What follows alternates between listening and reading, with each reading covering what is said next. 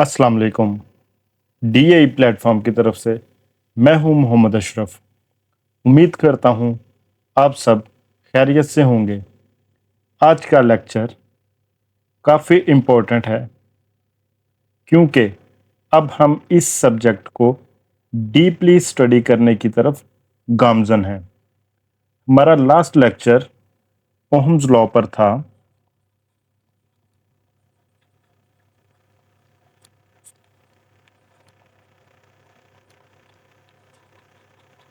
जिसको हमने काफ़ी डिटेल से स्टडी किया था। ऊपर आई के बटन पर क्लिक करके आप हमारा वो लेक्चर देख सकते हैं और इस लेक्चर का लिंक मैंने डिस्क्रिप्शन में भी दे दिया है। ओहम्स लॉ में जो सबसे अहम कंडीशन थी वो टेम्परेचर की थी, क्योंकि किसी भी सर्किट या कंडक्टर की रेजिस्टेंस टेम्परेचर पर डिपेंड करती है। ये आपने बात याद रखनी है कि रेजिस्टेंस जो है वो टेम्परेचर पर डिपेंड करती है, डिपेंड्स ऑन टेम्परेचर। रेजिस्टेंस की फर्दर 4 कंडीशंस थी जो हमने बड़ी डिटेल से रेजिस्टेंस और कंडक्टेंस वाले लेक्चर में स्टडी किया था।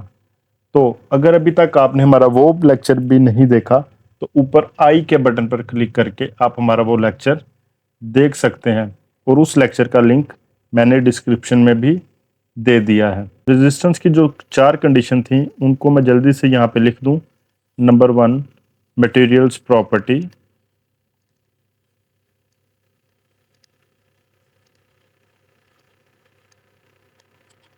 Number 2, length.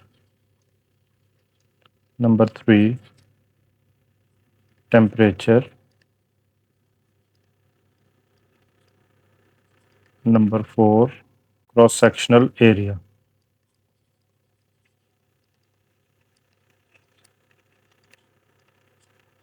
यहाँ हमने इस टॉपिक को डिटेल में स्टडी करना है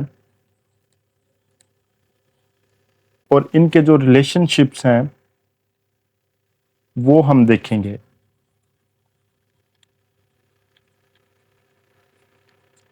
अब इनकी जो डिटेल है इनको हम स्टडी करते हैं। नंबर 1,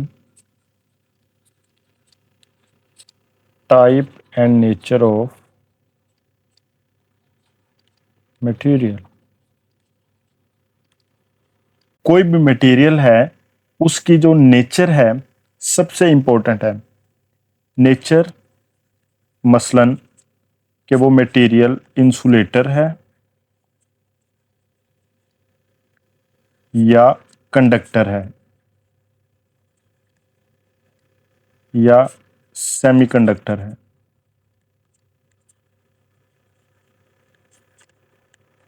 नेचर एक इंपॉर्टेंट चीज़ है, यानी अगर कोई भी मटेरियल कंडक्टर है तो वो करंट के फ्लो में जो रेजिस्टेंस है वो कम ऑफर करेगा, यानी रेजिस्टेंस इसकी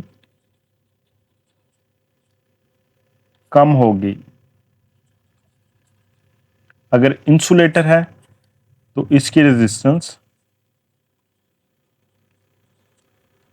ज़्यादा होगी।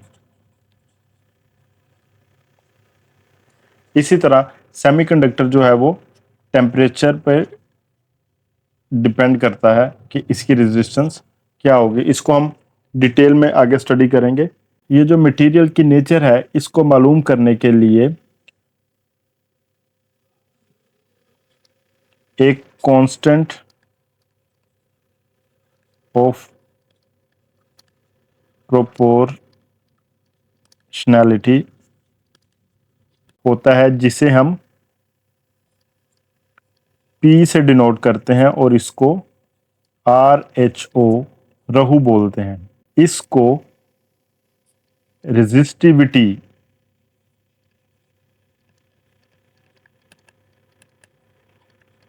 कहते हैं या स्पेसिफिक रेजिस्टेंस कहा जाता है इसको।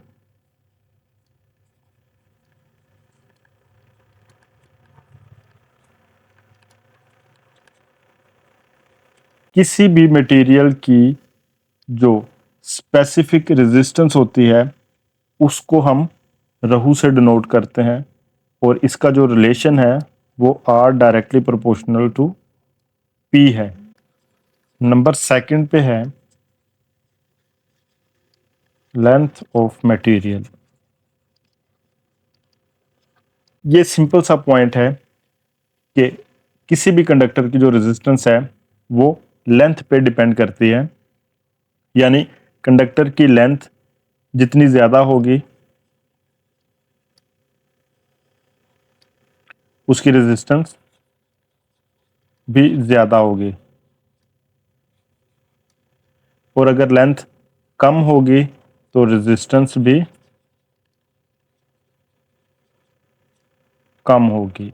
तो ये सिंपल सा एक डायरेक्ट रिलेशन है रेजिस्टेंस और लेंथ का, कि रेजिस्टेंस और लेंथ डायरेक्टली प्रोपोर्शनल है। नंबर 3 है क्रॉस सेक्शनल एरिया।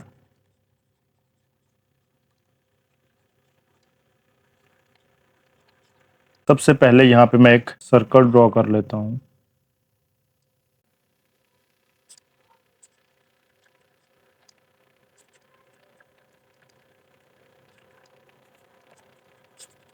यहाँ पे मैंने एक कंडक्टर का एक क्रॉस सेक्शनल एरिया ड्रॉ किया है। इसका भी जो रिलेशन है सबसे पहले वो मैं लिखता हूँ, resistance inversely proportional to area. यानी किसी भी जो कंडक्टर है अगर उसका क्रॉस सेक्शनल एरिया ज्यादा होगा तो उसकी जो रेजिस्टेंस है वो कम होगी, और अगर क्रॉस सेक्शनल एरिया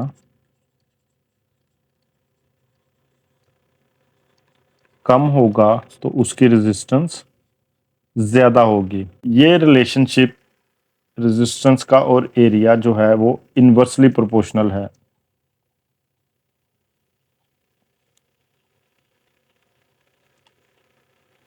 इसी तरह जो क्रॉस सेक्शनल एरिया अगर ज़्यादा है तो उसमें से करंट का फ्लो भी ज़्यादा होगा, और अगर क्रॉस सेक्शनल एरिया कम है तो उसमें करंट का फ्लो कम होगा, फ्लो ऑफ करंट।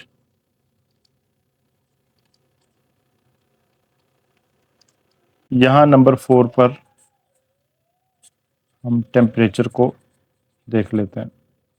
टेम्परेचर किसी भी मटेरियल की रेजिस्टेंस पर सबसे ज़्यादा इफेक्ट करता है और ये सबसे इम्पोर्टेंट फैक्टर है। इस फैक्टर को यानी effect of temperature on resistance को हम नेक्स्ट लेक्चर में डिटेल के साथ स्टडी करेंगे। आमतौर पर किसी भी मटेरियल की रेजिस्टेंस टेम्परेचर बढ़ने से बढ़ जाती है, यानी टेम्परेचर और रेजिस्टेंस का आपस में डायरेक्ट प्रोपोर्शन है, लेकिन स्मॉल टेम्परेचर चेंज में इसको निगलेक्ट कर दिया जाता है।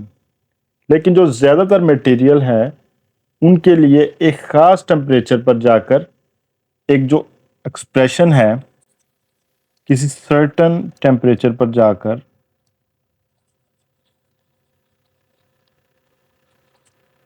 एक जो रिलेशनशिप बनता है वो मैं यहाँ पर लिखता हूँ, रेजिस्टिविटी लेंथ ओवर एरिया। ये रिलेशन एक खास लेवल पर जाकर रेजिस्टेंस को डिटरमाइन करता है। एल लेंथ को डिनोट कर रही है, पी रेजिस्टिविटी को,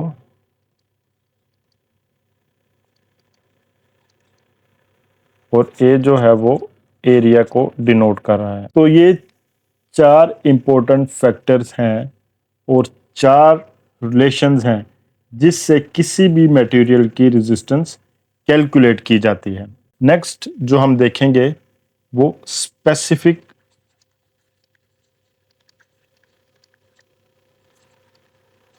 रेजिस्टेंस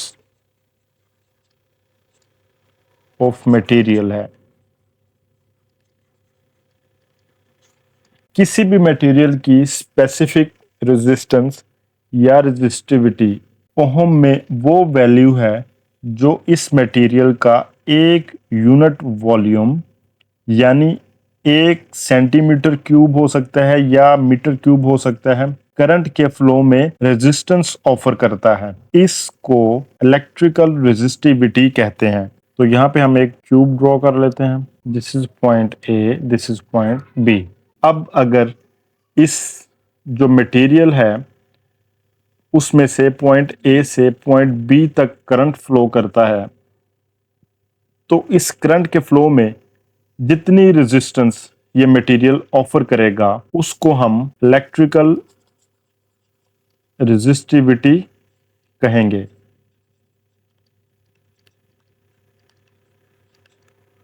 जिसको हम P से डिनोट करते हैं और इसको हम RHO रहू भी कहते हैं।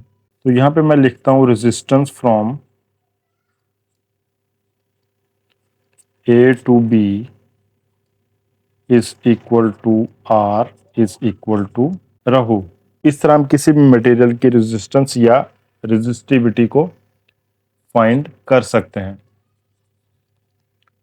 तो अब हम इस पूरे टॉपिक से रिलेटेड कुछ एग्जाम्पल्स सॉल्व करेंगे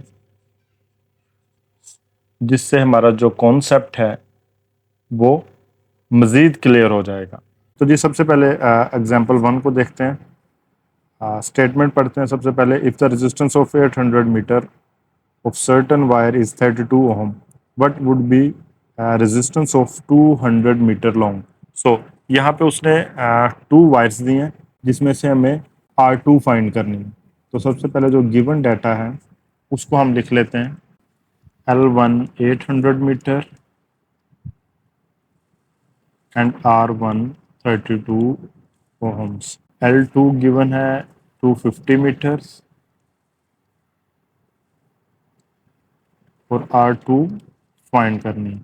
जैसा कि हमें पता है, हमने भी पढ़ा भी है, R डायरेक्टली प्रोपोर्शनल है लेंथ के।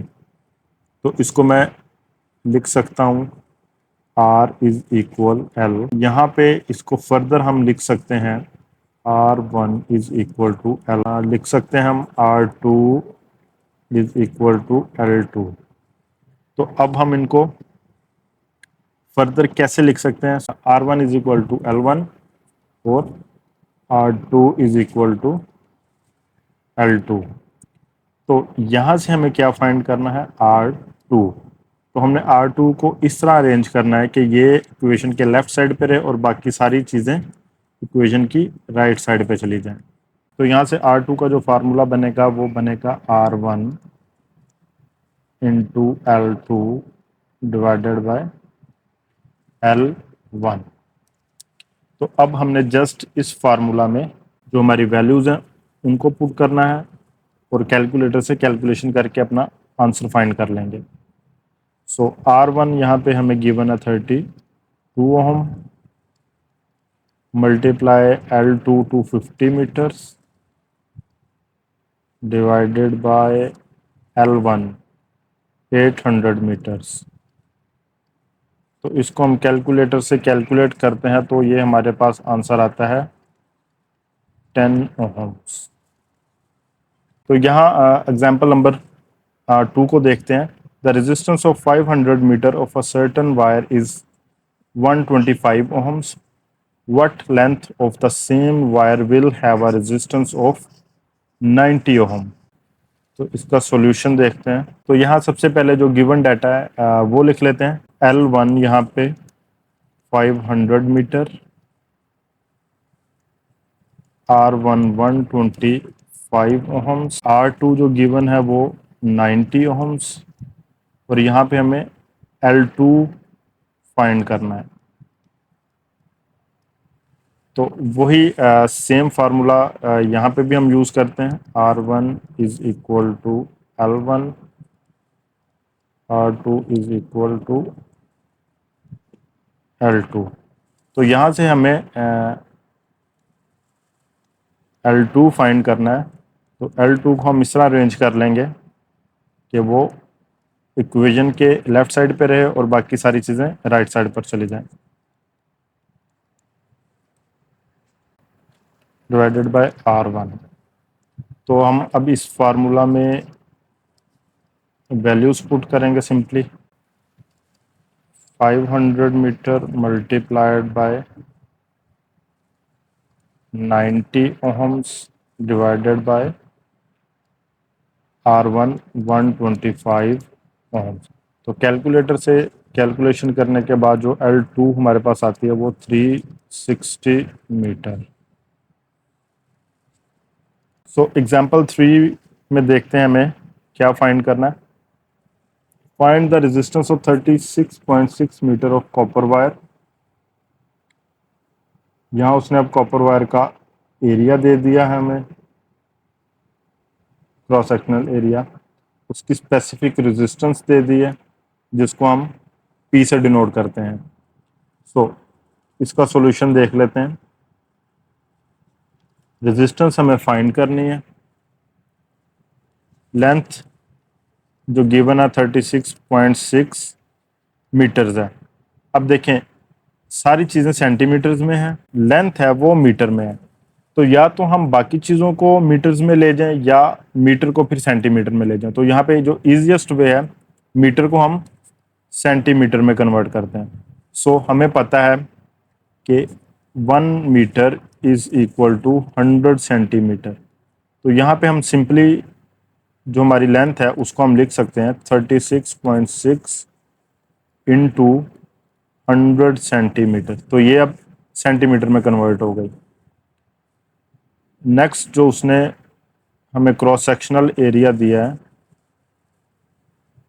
वो 0.077 सेंटीमीटर स्क्वायर, और स्पेसिफिक रेजिस्टेंस जिसको हम P से डिनोट करते हैं 1.7 माइक्रो ओहम सेंटीमीटर। रेजिस्टेंस का हमें फार्मूला पता है,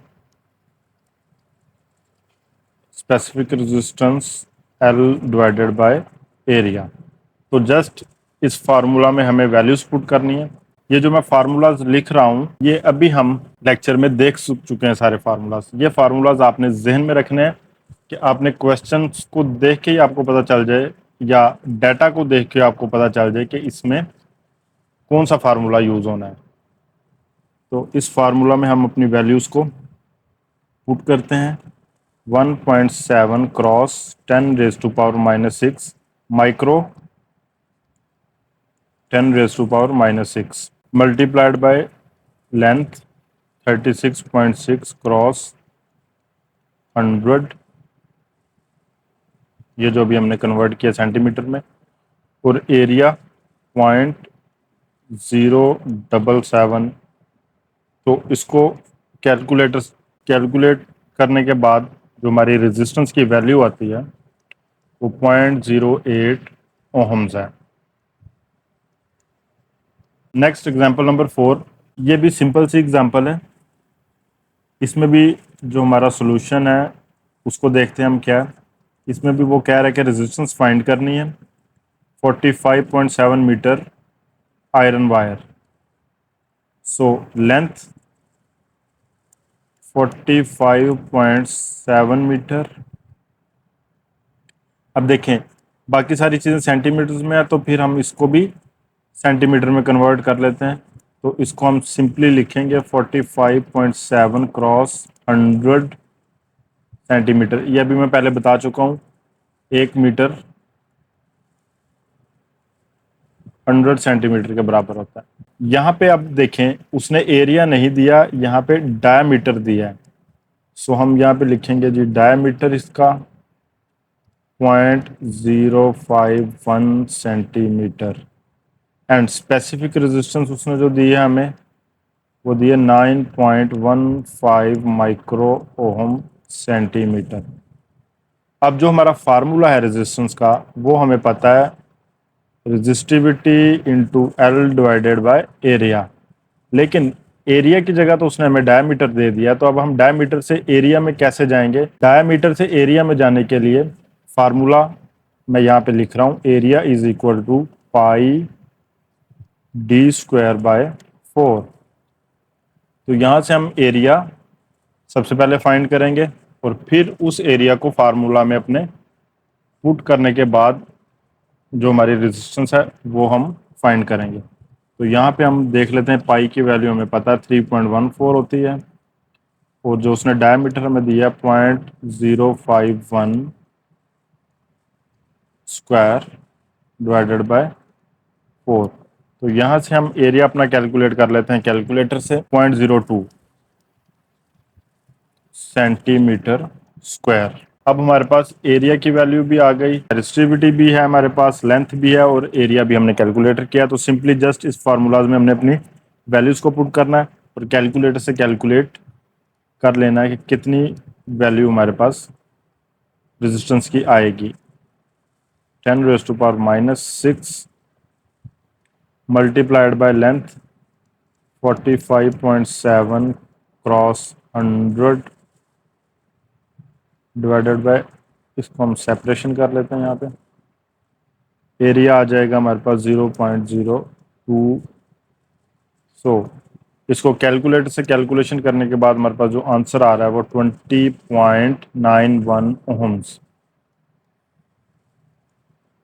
एग्जाम्पल नंबर 5, इसकी हम स्टेटमेंट देखते हैं। सबसे पहले, what is the resistance of a copper bar 9.1 metre long and 7.62 centimetre by 1.2 centimetre in cross section. Specific resistance यहाँ पे उसने हमें दे दिया 1.78 माइक्रो ओम।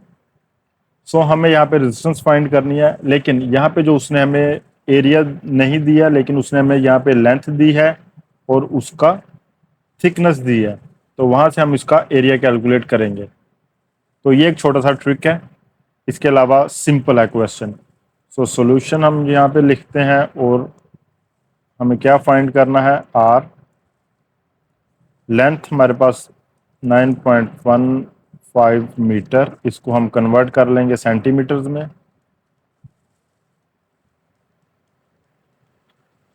लेंथ दी है 7.62 सेंटीमीटर और थिकनेस उसने हमें दी है 1.2 सेंटीमीटर। अब यहां से हम एरिया फाइंड करेंगे length into thickness. 7.62 multiplied by 1.27, ये हमारे पास एरिया की वैल्यू है। अब सिंपल हमने रेजिस्टेंस का फार्मूला लिखना है, वैल्यूज पुट करनी है और अपना आंसर फाइंड कर लेना है। यहाँ से रेजिस्टिविटी जो गिवन है वो 1.78 क्रॉस 10⁻⁻6। लेंथ हमारे पास 9.15 cross 100 divided by area 7.62 into 1.27। सो यहाँ पे जो हमारी रेजिस्टेंस की वैल्यू आती है कैलकुलेशन करने के बाद वो 0.000168 ओहम्स। सो क्वेश्चन नंबर 6 को देखते हैं। कोई भी प्रॉब्लम है वो मुश्किल नहीं है, जस्ट प्रॉब्लम को आपने अच्छी तरह पढ़ना है, उसमें जो गिवन ट्रिक है उसको आपने फाइंड करना है, और इसके अलावा क्वेश्चन में कुछ भी नहीं होता। इसकी स्टेटमेंट देखते हैं। If the specific resistance of manganin is 41.8 micro ohm centimetre, what is the diameter of a manganin wire 68.7 metre long which has a resistance of 8.86। अब यहाँ पे हमें डायमीटर फाइंड करना है, तो आपने ये घबराना नहीं है कि डायमीटर कहाँ से आएगा, आपने एरिया फाइंड करना है। एरिया फाइंड करने के बाद एरिया में से डायमीटर आ जाएगा, जो हमने भी पीछे फार्मूला यूज़ किया था, πd²/4। तो क्वेश्चन को पढ़ने के बाद जो ट्रिक है वो फाइंड करनी है, घबराना बिल्कुल भी नहीं है। अगर हम घबराएंगे तो फिर क्वेश्चन सॉल्व नहीं होगा। तो यहाँ पे जो गिवन डाटा है सबसे पहले हम वो लिख लेते हैं।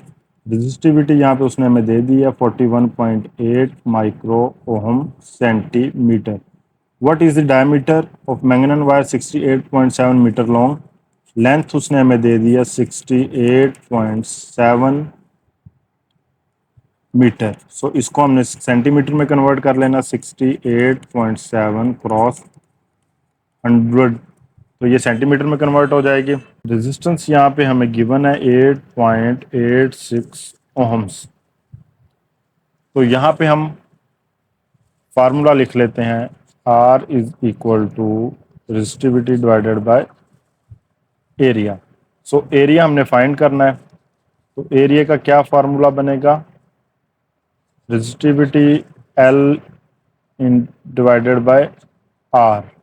सो इस फार्मूला में हम वैल्यूज पुट कर लेते हैं, 41.8 cross 10⁻⁻6 multiplied by length 68.7 cross 100 and divided by 8.86। तो यहाँ से जो एरिया की वैल्यू कैलकुलेटर के मदद से हम फाइंड किए हमने, वो है जी 0.41267 सेंटीमीटर स्क्वायर।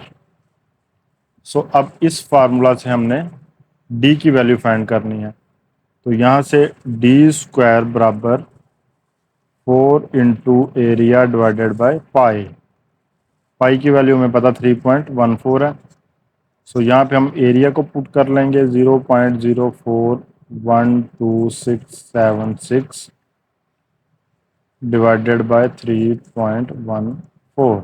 क्योंकि हमें डी फाइंड करना है, so taking square root on both side, तो आपने इसको कैलकुलेटर से कैलकुलेट करने के बाद जो डी की वैल्यू हमारे पास आती है वो है जी 0.203 centimetre. So this will be the answer. Simple सा क्वेश्चन है, जस्ट ट्रिक ये थी कि उसने एरिया की जगह डायमीटर फाइंड करने का कह दिया। नेक्स्ट क्वेश्चन जो हमारे पास है, इसकी स्टेटमेंट देखते हैं। सबसे पहले, a wire has resistance of 5.7 ohm, what will be the resistance of another wire. अब यहाँ पे जो वायर 1 है उसकी कंडीशन उसने दे दी है, और अब साथ ही कह रहा है what will be the resistance of another wire. So wire 2 की हमें जो रेजिस्टेंस है वो फाइंड करनी है, मींस R2 फाइंड करनी है। सो ये स्टेटमेंट पढ़ने के साथ साथ आपने जहन में ये चीज़ें लेके आ जानी है जल्दी से कि क्या हमें गिवन है और हमें क्या फाइंड करना है। तो यहाँ पे दो कंडीशंस हैं, वायर 1 के लिए कंडीशन दे दिया उसने और वायर 2 के लिए कंडीशन दे दी है। स्टेटमेंट को मजीद आगे पढ़ते हैं। What will be the resistance of another wire of same material. Same material मतलब यहाँ पे उसने हमें रेजिस्टिविटी का जो हिंट है वो दे दिया कि दोनों जो मटेरियल्स हैं या दोनों वायर्स हैं उनकी रेजिस्टिविटी सेम है। यानी रेजिस्टिविटी क्या है, जो वायर 1 की है वही उसने वायर 2 की दे दी है, यानी सेम मटेरियल, तो रेजिस्टिविटी भी दोनों की सेम होगी। नेक्स्ट क्या कह रहा है जी, another wire of same material 3 times as long and 1/2 the cross sectional area. जो वो सेम मटेरियल से 3 गुना जो उसकी लेंथ है, मींस L2 है, वो L1 से 3 टाइम्स बड़ी है। यानी जो वायर 1 है उससे जो उसका एरिया है वो हाफ है और लेंथ 3 टाइम्स है। तो यहाँ पे हम दोनों कंडीशंस लिखते हैं, फिर आपको क्वेश्चन का ज़्यादा समझ आएगी, साथ साथ मैं आपको समझाता भी जाऊँगा। सो यहाँ पे मैं कंडीशंस वाइज लिख लेता हूँ। In first case R1 is equal to 5.7 ohm, R2 हमें फाइंड करनी है। तो यहाँ पे मैं R1 के अकॉर्डिंगली फार्मूला लिख लेता हूँ, ρ1 L1 डिवाइडेड बाय A1। तो यहाँ से हमें सिर्फ इस फर्स्ट केस में R1 की वैल्यू पता है और बाकी किसी चीज़ की भी वैल्यू हमें पता नहीं है। तो यहाँ पे R1 मैं पुट कर देता हूँ यहाँ पे 5.7 ओहम्स और बाकी जो चीज़ें हैं उनको हम एज इट इज़ लिखा रहने देंगे। तो यहाँ पे P1, P2 और P सारे सेम है, तो इसको हम सिंपल P भी कह सकते हैं। तो इसको सिंपल हम P लिख देते हैं, PL1 डिवाइडेड बाय एरिया 1। तो इसको मैं फिर इक्वेशन 1 का नाम दे देता हूँ। ओके, यहाँ पे हम केस 2 को स्टडी कर लेते हैं। इन सेकंड केस उसने कहा मटेरियल सेम है तो रेजिस्टिविटी सबकी सेम होगी। अब L2 क्या है यहाँ पे, 3 टाइम्स L1 और A2 क्या है, हाफ ऑफ A1। तो यहाँ पे हम फार्मूला लिखते हैं R2 का, रो टू L2 एंड A। यहाँ पे मैं फार्मूला लिखता हूँ रो टू L2 एंड A2। अब इसमें हमने वैल्यूज पुट करनी है क्योंकि R2 तो हमने फाइंड करना है। सो इसको मैं सिंपल P कह दूंगा। L2 अभी हमने लास्ट स्लाइड में देखा है, L2 यहाँ पे है 3L1। सो L2 की जगह मैं लिख दूंगा 3L1 और A2 की जगह हम लिखेंगे A1/2। भी लास्ट स्लाइड में हम इसको देख लेते हैं दोबारा। ये देखें यहाँ पे A2 A1/2 है, तो वही चीज़ मैंने यहाँ पे पुट कर दिया। तो ये 2 यहाँ से ऊपर चला जाएगा, तो ये क्या बन जाएगा, P into 3L1 multiplied by 2 divided by A1। सो यहाँ से हो जाएगा 6 into PL1 divided by A1। अब अगर मैं इक्वेशन 1 को देखूं लास्ट स्लाइड में जाके, तो इक्वेशन 1 क्या है, PL1 A1 और ये किसके बराबर है, 5.7 ओम। तो यहाँ पे PL1/A1 को मैं 5.7 से रिप्लेस कर सकता हूँ। 6 इंटू 5.7, तो यहाँ पे लिख देते हैं फ्रॉम इक्वेशन 1।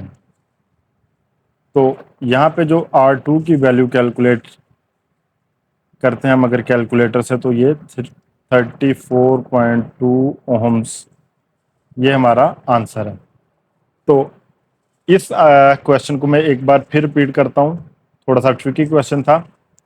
सबसे पहले तो हमने स्टेटमेंट देखनी है, सारा काम हमारा स्टेटमेंट में था कि R1 उसने हमें गिवन थी, लेकिन जो आगे सारी ट्रिक थी वो यहाँ से स्टार्ट हो रही थी। What will be the resistance of another wire means R2।